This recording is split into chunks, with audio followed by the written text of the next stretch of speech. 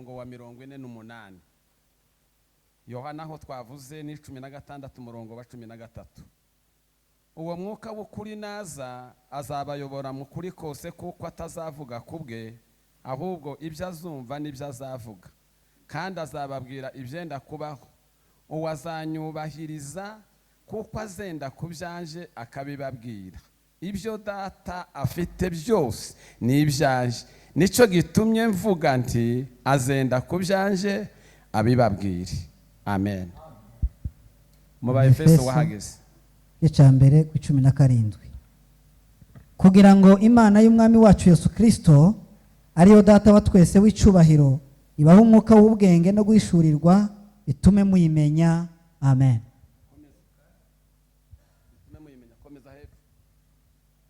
Ku 18 ngo amaso y'imitima yanyu abone uko ahweza mumenye ibyo mwiringizwa niyabahamagaye mumenye n'ubutunzi bw'ubwiza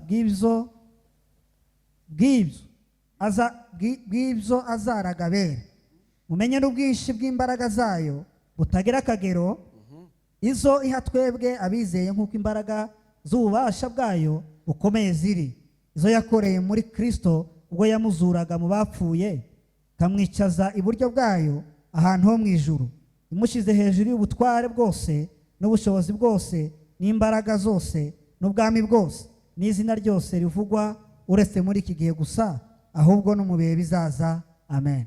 Nane guha umugisha komeza.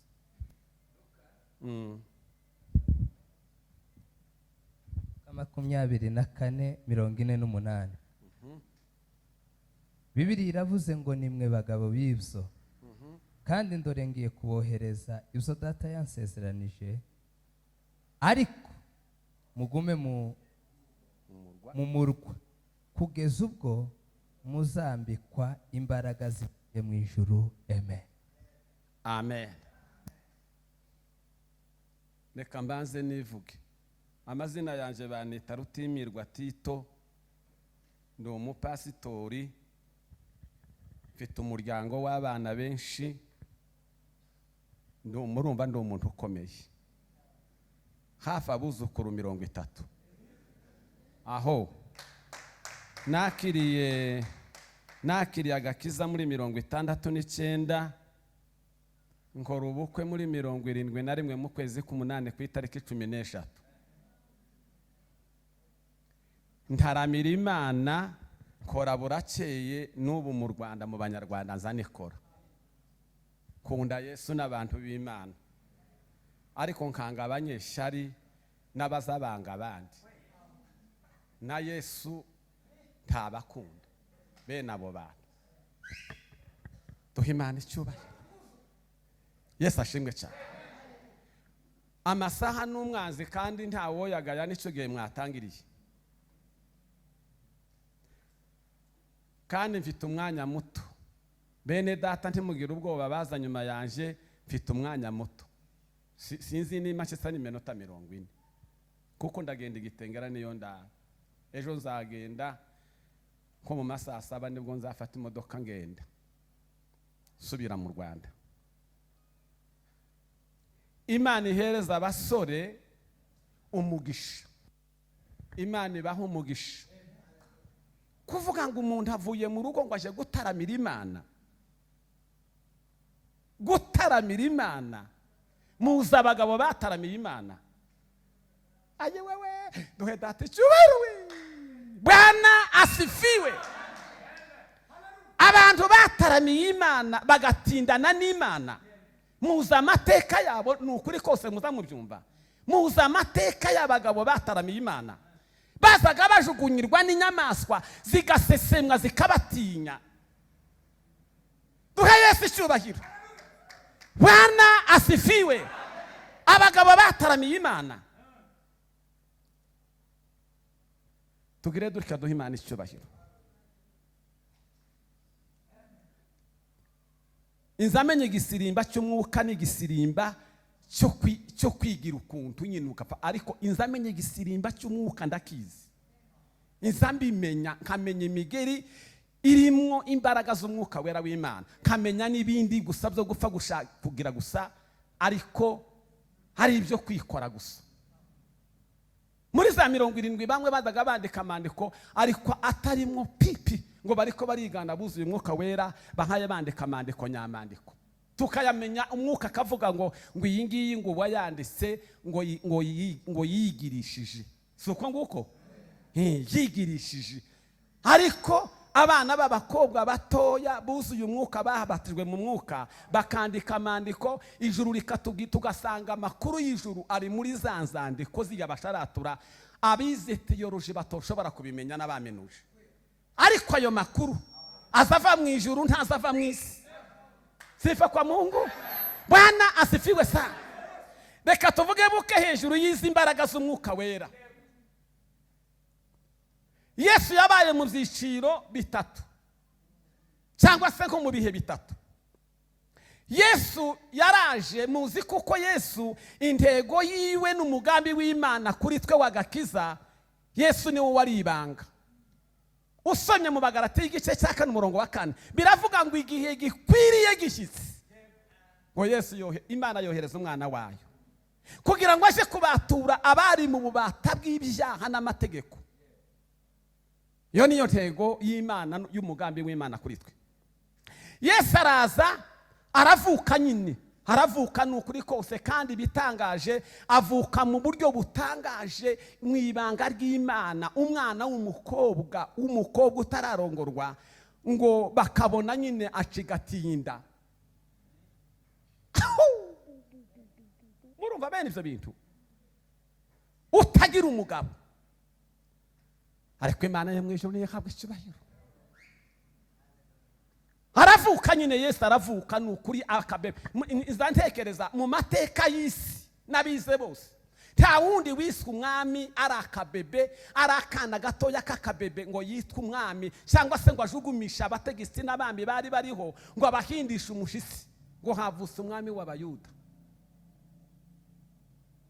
keretse gusa Yesu wenyine niwe wise umwami arakabebe Imana ihabwe icyubahiro Yesu ashimwe cyane Yesu aza gutangiza imirimo ari muto abana n'abantu nibyo bihe bitatu ngiye kubabwira abana na rubanda rwose nicyo cyageza agagira gutya agakiza abantu indwara akirukana batewe n'abadayimoni akabagirira neza burya yari muri rubanda nyamwinshi icyo gihe kiratambuka igihe cya kabiri akibanamwo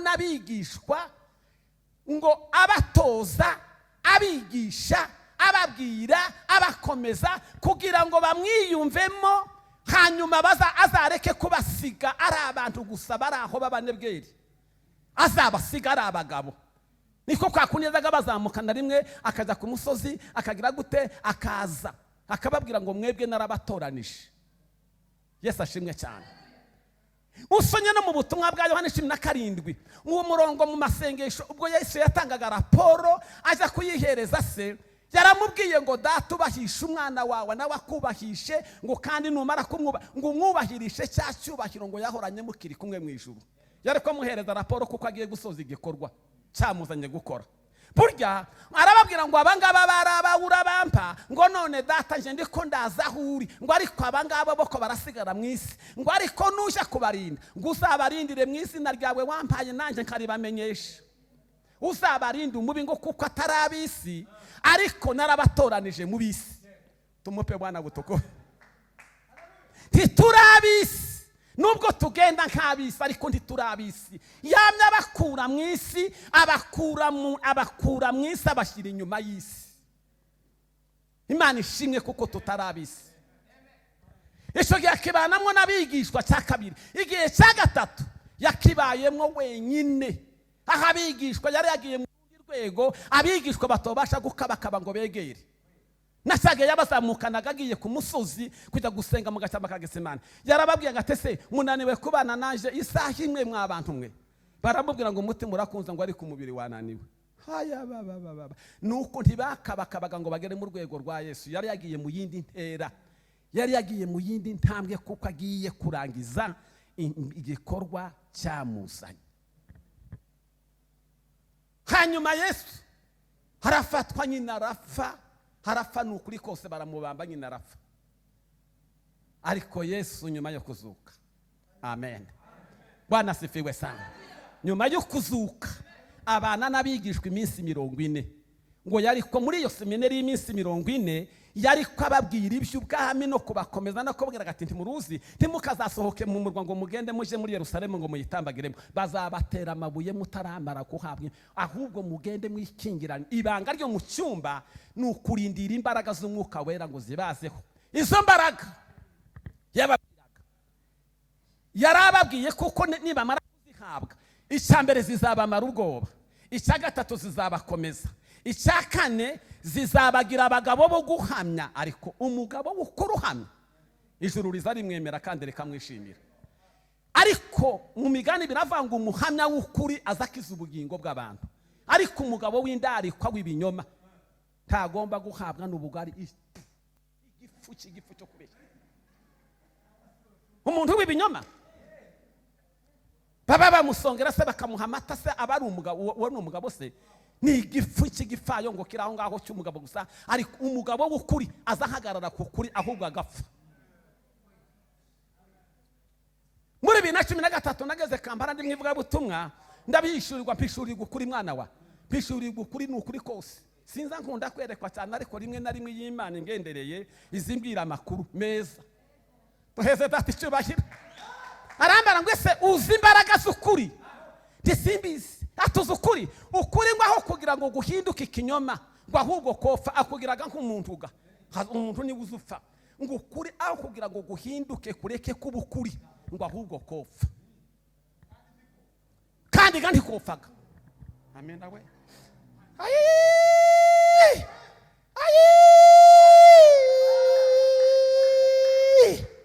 Iyo bigeze aho nza numva impundu.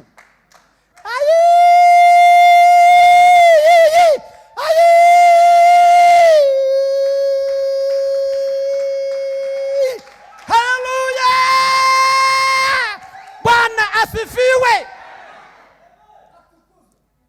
Bibiri iratubwiye ngo uwo mwuka w'ukuri naza azabayobora hehe? Azabayobora mu kuri, kuko atazavuga ibye ariko azavuga ibyo abwiwe. Umwuka w'ukuri vuga ngo umwuka w'ukuri tiyo kuyobora mu kinyoma, tiyo kuyobora mu busambanyi, tiyo kuyobora mu burozi, tiyo kuyobora mu bwibzi, tiyo kuyobora mu ishyari. Ishyari niribirira gafa. Imana ishimwe kuko yambaye kumenya ukuri. Nzavuga ukuri ndinde mfa kandi sindashoka mfa. Niko nabwiye abarozi bazaga bangendesha muri ya jambo wasomye mwana wa rya Zaburi nari hawe muri 75 nari nabibwiye inshuti hari warisonye namubwira ngo iryo jambo nari hishuriwe muri 75. Abarozi bari bateranye baravangoreka bankubitisha inkuba, ariko ibifu biza byibwira nk'abantu n'ukuri kwimara mw'ijuru ngo reba murebe namwe n'ingenesa ngo reka uko nta deni ndaki ngo reka ngo bankubitishe inkuba mwana we.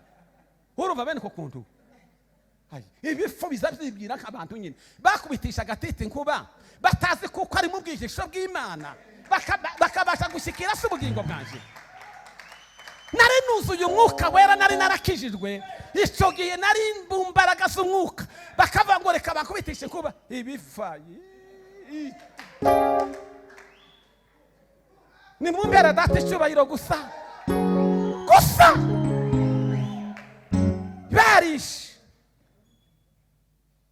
barish barayikubitira zisenya inzu yanga no kuyitwika. Imana yanga nuko n'inzu yangishe ariko irayisenya kakwa kundi bari abaza basenya irayisenya gusa ikazirengeza n'ibitande ikabihagarika imenagura amasahane gusa n'udukono twarimo ibishimbo bitese igira gutya irigendera.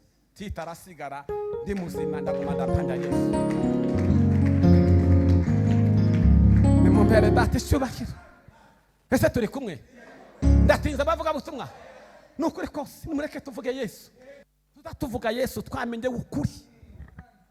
Mwuka w'ukuri naza azabayobora mu kuri kose. Sifa kwa Mungu.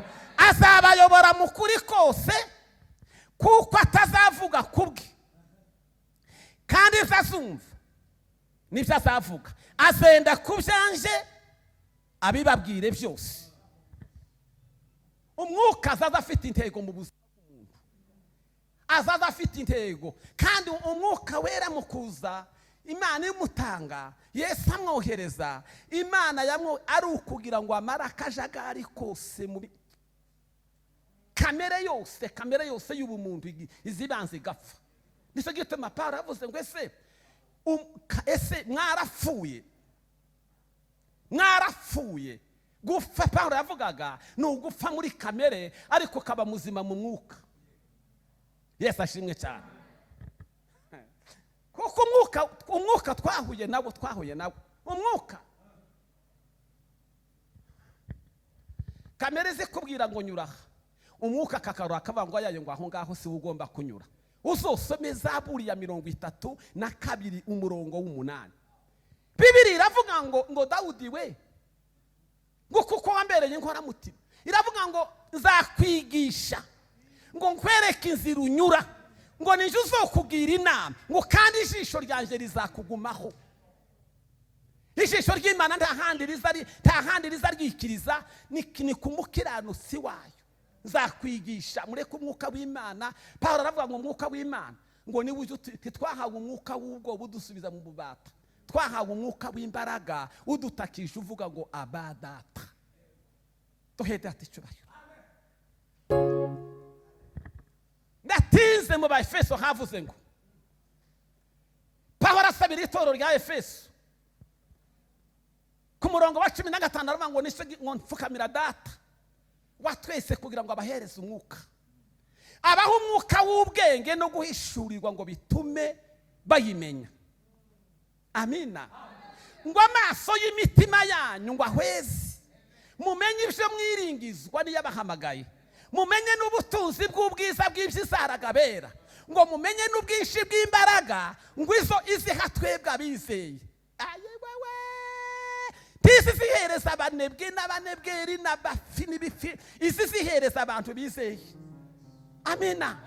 Izi ziha abantu ngo izo iziha twebwe abizeye.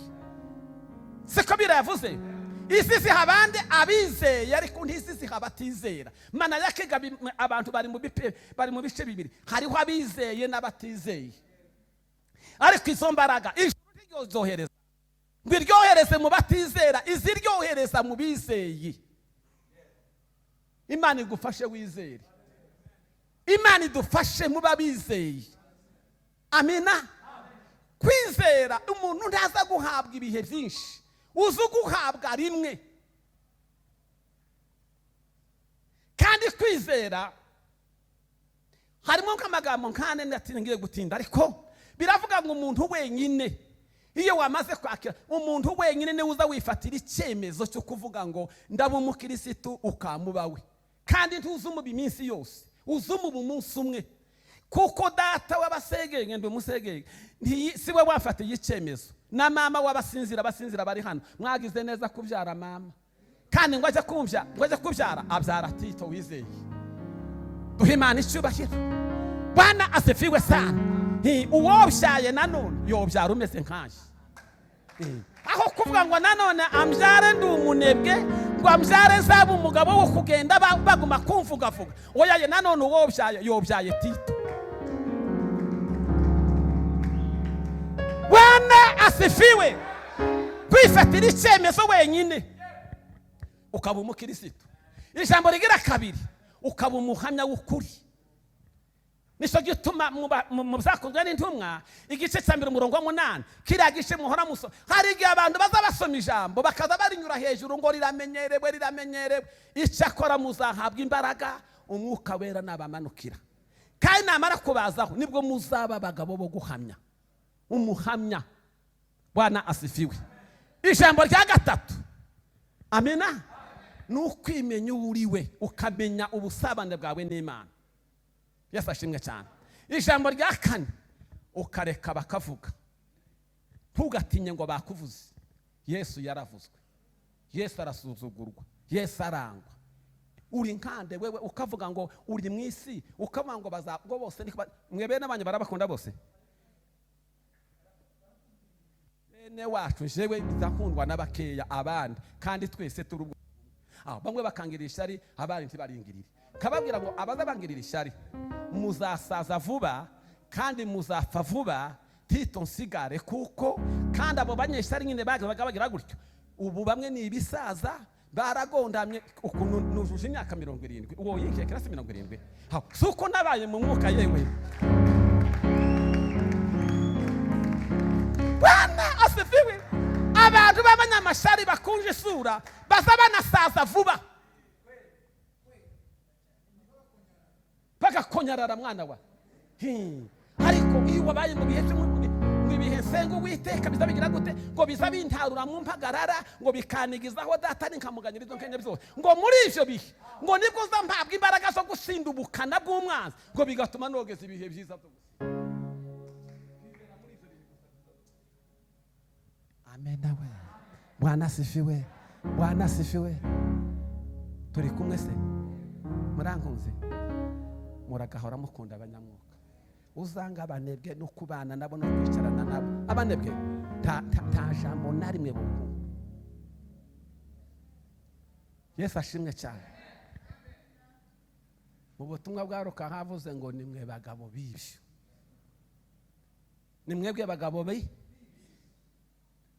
Yesu arababwira ngo nimwe bagabo b'ibyo ariko mugende mu murwa murindira ibyo data yasezeranije nimumara guhabwa imbaraga z'umwuka wera muzabone gusohoka ntibasohose Yerusalemu batarahabwa imbaraga z'umwuka wera basohose Yerusalemu bamaze kwakira imbaraga z'umwuka abantu bari mu kugira gutya bakavuga ngo nukuri ntimurahabwa umwuka wera ni imirase y'umwuka iri mu kurasira abantu yamara kubarasira mukagira ngo none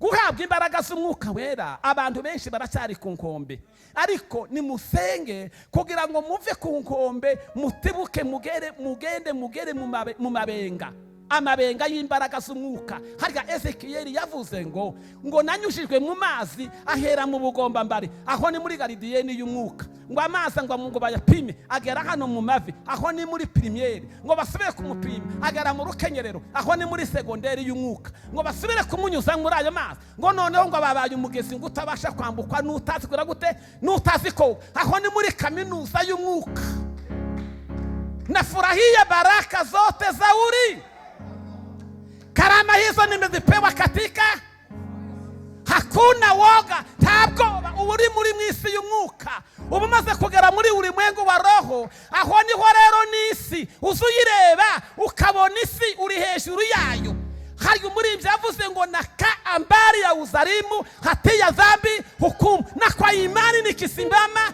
adui wote na warozi na wale wote wadui Imana iduha umugisha ndasoje bwino mwana